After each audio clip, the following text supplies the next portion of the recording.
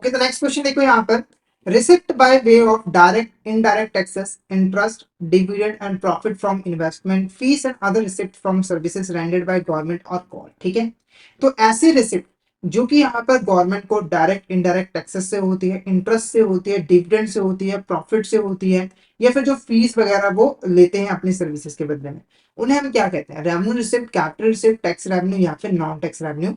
तो इसका जो करेक्ट आंसर है वो है option A, revenue receipt is the correct answer. तो मैंने आपको स्टार्टिंग में बताया कि हमारे जो रिसिप्ट्स होते हैं वो दो तरह के होते हैं, रेवेन्यू रिसिप्ट और कैपिटल रिसिप्ट। अगर हम रेवेन्यू रिसिप्ट की बात करें, इसकी अगर हम डेफिनेशन की बात करें, तो कोई भी ऐसी रिसिप्ट जिससे हमारी जो गवर्नमेंट है उसकी कोई भी नई लाइबिलिटी जो है वो क्रिएट नहीं होती है, और ना ही उसकी कोई एग्जिस्टिंग एसेट जो है वो रिड्यूस होती है, उसे हम कहते हैं यहाँ पर रेवेन्यू रिसिप्ट। क्या कहते हैं, रेवेन्यू रिसिप्ट। जैसे एग्जांपल लिए, यहाँ पर जब हम गवर्नमेंट को डायरेक्ट या फिर इनडायरेक्ट टैक्सेस पे करते हैं, जैसे कि इनकम टैक्स पे करते हैं, जीएसटी पे करते हैं, तो उससे हमारी जो गवर्नमेंट है उसकी कोई भी लाइबिलिटी जो है वो इंक्रीज नहीं होती, क्योंकि बदले में गवर्नमेंट ने हमें कुछ भी पे नहीं करना आता है, ना ही कोई उसकी एसेट जो है वो रिड्यूस होती है, ना ही उसे कोई अपनी एसेट वगैरह सोल जो है वो करनी पड़ती है। इसी तरीके से कम अगर गवर्नमेंट ने कहीं इन्वेस्टमेंट की हुई है, उसके ऊपर जो उसको इंटरेस्ट मिल रहा है, डिविडेंड मिल रहा है, प्रॉफिट मिल रहा है, उससे भी उसकी कोई लाइबिलिटी क्रिएट नहीं होती है, ना ही उसकी एसेट जो है वो रिड्यूस होती है।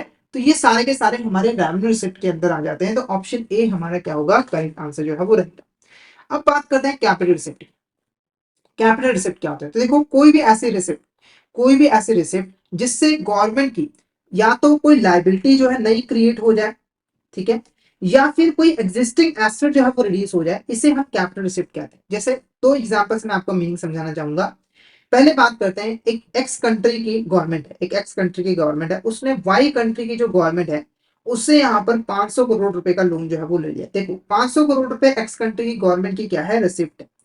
क्या है, रिसिप्ट। ठीक है, इससे गवर्नमेंट के पास जो है वो पैसा आया है, पर इस लोन की वजह से इसकी एक लाइबिलिटी इंक्रीज हो गई, क्योंकि इसे 500 करोड़ रुपए जो है वाई कंट्री को पे करना है, तो ये हमारी कैपिटल रिसिप्ट होगी। उसके बाद एक और एग्जांपल हो, तो एक्स कंट्री की जो गवर्नमेंट है उसकी एक कंपनी थी यहाँ पर एबीसी।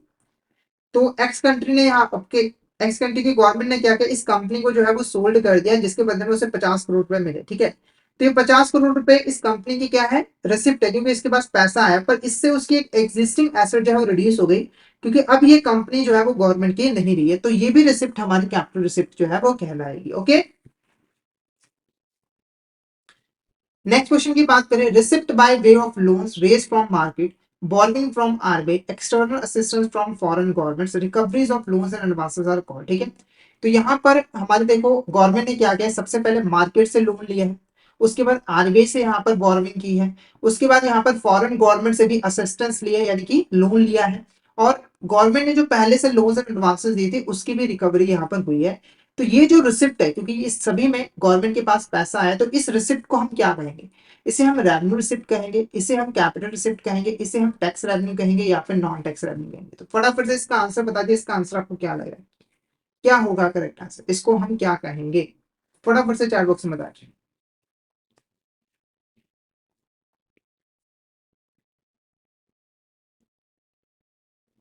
क्या कहेंगे आप इस रिसिप्ट को, अभी मैंने आपको डिटेल में यहाँ पे जो है वो मीनिंग समझाया था, तो फटाफट से मुझे चैट बॉक्स में यहाँ पर आंसर बता दिए, इसका आंसर आपका क्या रहेगा, इसे हम क्या कहेंगे। ये हमारे रेवेन्यू रिसिप्ट होंगे, कैपिटल रिसिप्ट होंगे, टैक्स रेवेन्यू होंगे, या फिर नॉन टैक्स रेवेन्यू होंगे, क्या होगा इसका करेक्ट आंसर।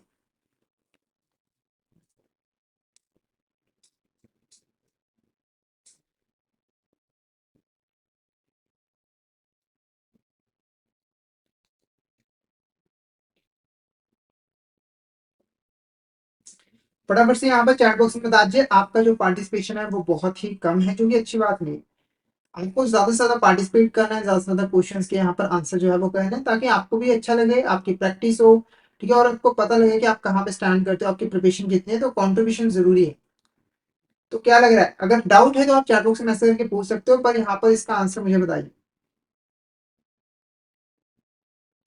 तो इसका आंसर क्या रहेगा, कैपिटल रिसिप्ट। क्योंकि देखो यहाँ पर जितने भी काम हो रहे हैं, जैसे कि पहले अगर हम बात करें कि मार्केट से जो लोन है, इससे गवर्नमेंट की एक नई लाइबिलिटी जो है वो क्रिएट होगी, आरबीआई से लोन लिया इससे भी लाइबिलिटी क्रिएट होगी, फॉरेन गवर्नमेंट से लोन लिया इससे भी लाइबिलिटी जो है वो क्रिएट होगी, और ये जो लोन्स एंड एडवांसेस की रिकवरी हुई है, इससे हमारी जो गवर्नमेंट है उसकी जो एग्जिस्टिंग एसेट थी वो रिड्यूस हो जाएगी, कम हो जाएगी, तो ये हमारा कैपिटल रिसीव्ड जो है वो कहलाएगा। ठीक है, उसके बाद देखो expensive income for the normal running of the government department, interest charges on debt and subsidies are called. ठीक है, तो देखो गवर्नमेंट जो है गवर्नमेंट डिपार्टमेंट को रन करने के लिए कुछ खर्च करती है, जैसे कि एम्प्लॉयज को सैलरी पे करना, साथ के साथ उसने यहाँ पर डेट वगैरह लिया हुआ है उसके ऊपर वो इंटरेस्ट पे करती है, और वो सब्सिडीज वगैरह भी यहाँ पर जो है वो प्रोवाइड करते हैं। जिनको सब्सिडीज का मतलब नहीं पता, तो government basically financial help provide करती है, जैसे कि फार्मर्स को फाइनेंशियल हेल्प दे देती है थोड़ा सा सब्सिडी, जैसे इंटरेस्ट सब्सिडी एक बेस्ट एग्जांपल है कि अगर फार्मर लोन लेगा तो उसका इंटरेस्ट का कुछ हिस्सा गवर्नमेंट जो है वो बैंक को पे कर देगी। ठीक है, जिससे उसे सस्ता लोन जो है वो मिल जाएगा।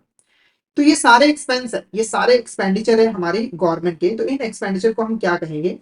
ऑप्शन है capital expenditure, revenue expenditure, government expense या फिर ऑल ऑफ द अबव। तो क्या होगा इसका करेक्ट आंसर? फटाफट से मुझे चार मिनट में बता दिए इसका करेक्ट आंसर आपको क्या लग रहा है, क्या होगा इसका correct answer? Capital expenditure, revenue expenditure, government expenses या फिर ऑल ऑफ द। तो इसका जो करेक्ट आंसर रहेगा वो रहेगा रेवेन्यू एक्सपेंडिचर। क्या होगा? Revenue expenditure. अब ये रेवेन्यू एक्सपेंडिचर क्या है, तो पहले आप कैपिटल एक्सपेंडिचर को समझो। हमारे जो गवर्नमेंट के एक्सपेंडिचर है वो दो तरह के हैं, capital expenditure, revenue expenditure. Capital expenditure क्या होता है? तो देखो कोई भी ऐसा एक्सपेंडिचर जिससे कंपनी हमारी जो गवर्नमेंट है उसकी कोई नई एसेट जो है वो क्रिएट हुई है या फिर लाइबिलिटी जो है वो रिड्यूस हुई है। मैं यहाँ पे लिख देता हूँ, या तो कोई भी ऐसा एक्सपेंडिचर जिससे एसेट्स क्रिएट हुई है या फिर लाइबिलिटी जो है वो रिड्यूस हुई है, उसे हम कैपिटल एक्सपेंडिचर कहेंगे। जैसे एग्जांपल के एक्स कंट्री है, उसकी गवर्नमेंट ने एक नया हॉस्पिटल बनाया जिसके ऊपर जो खर्च आया वो 50 करोड़ रुपए का आया। तो ये क्या है? खर्च है एक्स कंट्री के लिए, ठीक है, एक्स कंट्री की गवर्नमेंट के लिए। पर इससे ना इसकी एक नई एसेट, एक नया हॉस्पिटल जो है वो क्रिएट हो गया, तो ये कैपिटल एक्सपेंडिचर हुआ। उसके बाद यहाँ पर एक्स कंट्री ने क्या किया था? एक लोन्स एंड एडवांसेस जो है वो लिया हुआ था। मान के चलिए एक्स कंट्री ने जो है वाई कंट्री से 500 करोड़ का लोन लिया था, और एक्स कंट्री ने वो 500 करोड़ रुपए जो है वो वापस किया है। तो इससे ये क्या है? एक्सपेंडिचर है, एक्स कंट्री की गवर्नमेंट के लिए एक्सपेंडिचर है। कौन सा एक्सपेंडिचर होगा?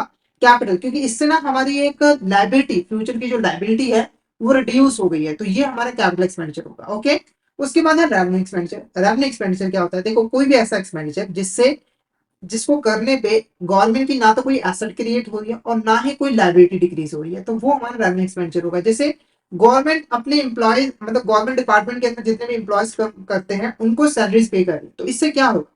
इससे क्या गवर्नमेंट की कोई एसेट क्रिएट होगी? नहीं होगी, ना ही उसकी कोई लाइबिलिटी रिड्यूस होगी, तो वो हमारा रेवेन्यू एक्सपेंडिचर कहलाता है। इसके अलावा डेट के ऊपर जो इंटरेस्ट पे किया है, सब्सिडीज पे किया, इससे भी कोई एसेट क्रिएट नहीं हो रही है, ना ही लाइबिलिटी डिक्रीज हो रही है, तो हमारा जो करेक्ट आंसर रहेगा वो रेवेन्यू एक्सपेंडिचर जो है वो रहेगा। ठीक है, नेक्स्ट क्वेश्चन देखो, loans and advances given by central government to state government is termed as।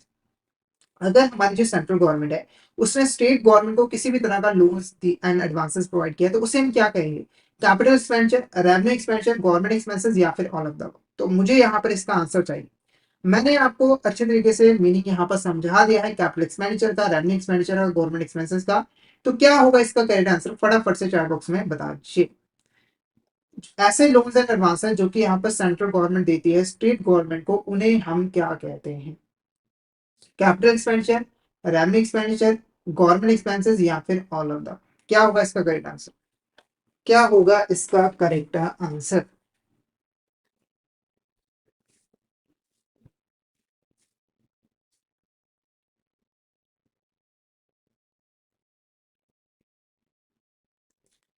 फटाफट से इसका आंसर बता दीजिए। इसका आंसर आपको क्या लग रहा है?